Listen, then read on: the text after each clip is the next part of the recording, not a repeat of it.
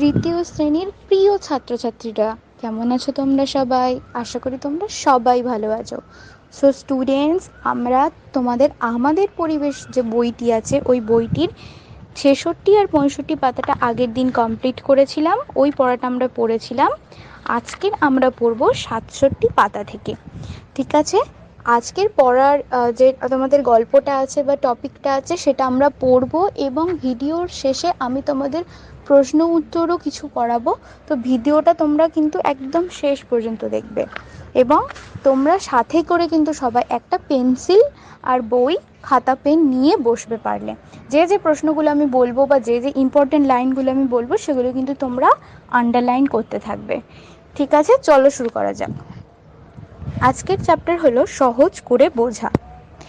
School থেকে ফেরার পথে রেশমা জানতে চাইল, বাড়ির ছবিতে কি কি আঁকলি রে? উঠোন, পাঁচিল সব? তোমরা যারা এর আগের চ্যাপ্টারটা পড়েছো, বৃষ্টি এলো ঝেপে, 65 আর 66 পেজের, ওখানে তোমরা দেখেছো বলা ছিল যে তিনুর বাড়ির একটা ছবি দেওয়া ছিল, সেই ছবির সাথে তোমার বাড়ির ছবি একটা এঁকে তার মধ্যে মিল আর অমিল খুঁজতে বলা হয়েছিল। তো এটা ওরা আগের চ্যাপ্টারে আমরা দেখছিলাম সবাই।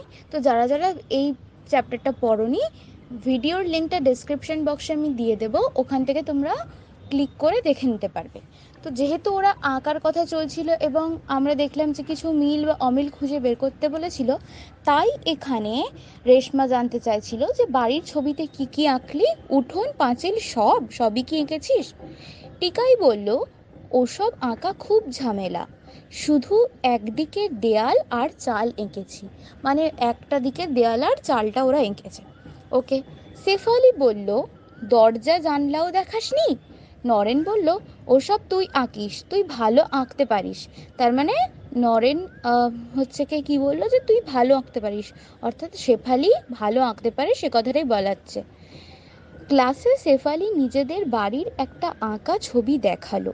বাড়ি, দরজা, জানলা, উঠোন, ফুলের বাগান, সবজি বাগান, পুকুর, খুব সুন্দর ছবিটা। 3-4 জন একসঙ্গে বলল, তুই এঁকেছিস? শেফালি বলল, আমিও তো ভালো পারি, কাকা এঁকেছে। মানে এই আঁকাটাতে ওর কাকা ওকে সাহায্য করেছে, শেফালিকে। সবাই জানে শেফালির কাকা ভালো ছবি আঁকেন। এইসব দেখে শুনে দিদিমণি বললেন, এত ভালো যদি সবাই আঁকতে নাও পারো, তবুও কোথায় কি আছে তা সহজেই দেখানো যায়। দেখো, দিদিমণি একটা কথা বললেন, এর আগে আমাদের যেহেতু ছবিটা আঁকতে বলা হচ্ছিল একটা বাড়ির ছবি, তো আমরা সব আঁকার সময় সবাই, তোমরা যেহেতু চেষ্টা করেছো, আশা করি তোমরা সবাই এই প্রবলেমটা ফেস করেছো যে একটা বাড়ির ছবি আঁকতে গিয়ে দরজা আঁকবে না কোন দিকের দেয়ালটা আঁকবে নাকি ছাদটা আঁকবে, ঠিক তোমরা সমস্তটা দেখাতে পারছিলে না। তো তাই দিদিমণি বললেন, এত ভালো করে যদি সবাই সমস্তটা না দেখাতে পারো, তাহলেও কিন্তু সহজেই দেখানো যায়। এবার সেই সহজ পথে তোমরা কিভাবে ড্রয়িংটা করবে সেটাই এখানে তোমাদেরকে বলে দেওয়া হবে। অংশু বলল, কিভাবে? চিহ্ন ঠিক করে নিতে হয়, যোগ বিয়োগের যেমন চিহ্ন দিতে হয় তেমনই। অর্থাৎ এখানে দিদিমণি বলছেন একটা করে চিহ্ন ঠিক করে নিতে হয়।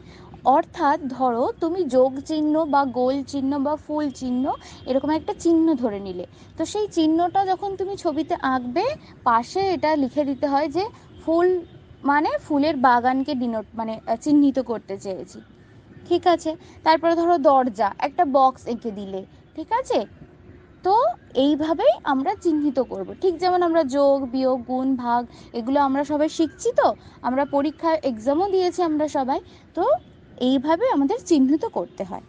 অ্যালিস বলল, দরজা আর জানলার চিহ্ন কেমন হতে পারে? দিদি বোর্ডে এঁকে দেখালেন। এই দেখো, তোমাদের একটা ছবি এখানে দেওয়া আছে, ইয়েলো কালারের একটা বক্সে দেওয়া আছে, হলুদ রঙের একটা বক্সে দেখো কাজ এবং চিহ্ন। দেখো, যোগের চিহ্ন, বিয়োগের চিহ্ন।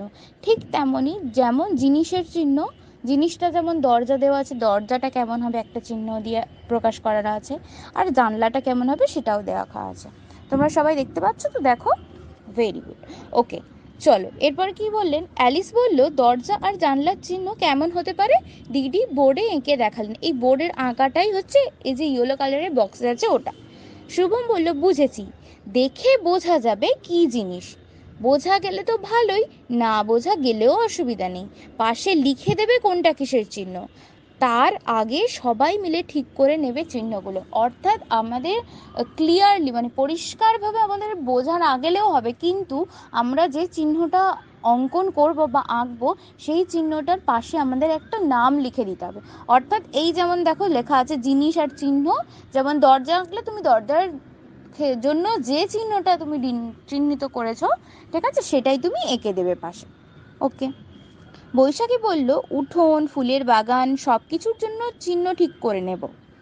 রান্নাঘর, শোয়ার ঘর, বাথরুম, বারান্দা সব কিছুই চিহ্ন ঠিক করে নাও, তাহলে বাড়ির সব কিছু দেখানো যাবে।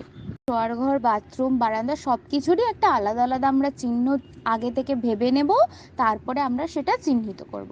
তাহলে এই যে টোটাল আমরা স্টোরিটা পড়লাম, এই স্টোরিটাতে আমরা কি জানতে পারলাম ছোট্ট বন্ধুরা? আমরা এটা জানতে পারলাম, যখনই আমাদের কোনো বড় জিনিস ছোট করে দেখাতে হবে, হয়তো অনেক আমাদের বাড়িটাকে দেখাতে হচ্ছে, আমাদের বাড়ির মধ্যে বাথরুম থাকে, আমাদের একটা পড়ার ঘর থাকে, একটা ঘর থাকে, এরকম অনেক জায়গা থাকে, তো সেইটা যখন আমরা ছোট্ট খাতায় প্রকাশ করতে চেষ্টা করছি, তখন আমাদের আঁকতে গেলে অনেক সমস্যা হয়। আমরা তাই কি করব, তাই আমরা একটা চিহ্ন আমরা অঙ্কন করে নেবো বা মনে মনে ঠিক করে নেবো, সেই চিহ্নটা আমরা ওখানে ফুটিয়ে তুলবো এবং পাশে সেই চিহ্নটার পাশে লিখে দেবো যে ওটা আমরা কি করেছি, ওটা দরজা লিখেছি কি জানলা এঁকেছি, সেটা আমরা পাশে লিখে দেবো। আশা করি তোমরা সবাই বুঝতে পেরেছো। এই চ্যাপ্টারটা খুবই ইজি, আর তোমরা সবাই আশা করি বুঝতে পেরেছো, এর থেকে খুব একটা ইম্পর্টেন্ট প্রশ্ন তেমন কিছু নেই। আচ্ছা, এবার 68 পেজে চলে এসো তোমরা। দলে করি বলা বলি, তারপরে লিখে ফেলি। এখানে যেমন দেখো তোমাদের ওই একই জিনিস বলেছে যে বাড়ি ও তার আশপাশ বোঝাতে কি কি চিহ্ন ব্যবহার করবে তা ঠিক করো, এবার নিচে লিখে আর এঁকে দেখাও। তোমাদের একটা বক্সে লেখা আছে জিনিস আর একটা বক্সে লেখা আছে চিহ্ন, তার মানে তুমি একটা জিনিসের মানে জিনিসটার নামটা লিখবে আর চিহ্নটা লিখবে। বাগান দেখাতে তুমি হয়তো দুটো ফুল আঁকলে, তো সেই ফুলটা লিখবে আর তার চিহ্নটা এঁকে দেখাবে। এইভাবেই তুমি লিখবে, অর্থাৎ বাগান লিখবে, লেখার পর দুটো চিহ্ন, ফুলের চিহ্ন এঁকে দেবে। এইভাবেই তোমাদেরকে করতে হবে। তাহলে এই পড়াটা তোমাদের সবার কাছে ক্লিয়ার? তোমরা বুঝতে পেরেছো তো? চলো, এতক্ষণ ধরে তুমি ভিডিওটা শোনার জন্য অনেক ধন্যবাদ তোমাদেরকে। এর পরে পরের দিন আমরা চ্যাপ্টার যেটা পড়বো সেটা হচ্ছে সহজ একটা মানচিত্র। ওই চ্যাপ্টারটা কিন্তু খুব ইম্পর্ট্যান্ট। যারা যারা ভিডিওটা পরে দেখছো তারা প্লিজ, লিঙ্ক আছে ডেসক্রিপশনে, ওখানে গিয়ে ক্লিক করে একবার তোমরা দেখে নাও। যারা যারা আমাদের চ্যানেলটা এখনো সাবস্ক্রাইব করোনি তারা প্লিজ সাবস্ক্রাইব করে নাও, কারণ এই রকম স্টাডি রিলেটেড ভিডিও সবসময় আসতে থাকে। তোমাদের যে বইটা আছে আমাদের পরিবেশ, এই বইটার কিন্তু প্রত্যেকটা চ্যাপ্টার ধরে ধরে আমি এইভাবেই পড়াই এবং প্রশ্ন উত্তরও দিয়ে দিই। আর আমাদের টেলিগ্রাম লিঙ্কে দেখো দেওয়া আছে টেলিগ্রাম লিঙ্ক ডেসক্রিপশন বক্সে, যারা টেলিগ্রাম গ্রুপটা এখনও জয়েন করোনি ওখানে তোমরা জয়েন করে নাও। প্রশ্ন উত্তরের পিডিএফগুলো কিন্তু তোমরা ওখান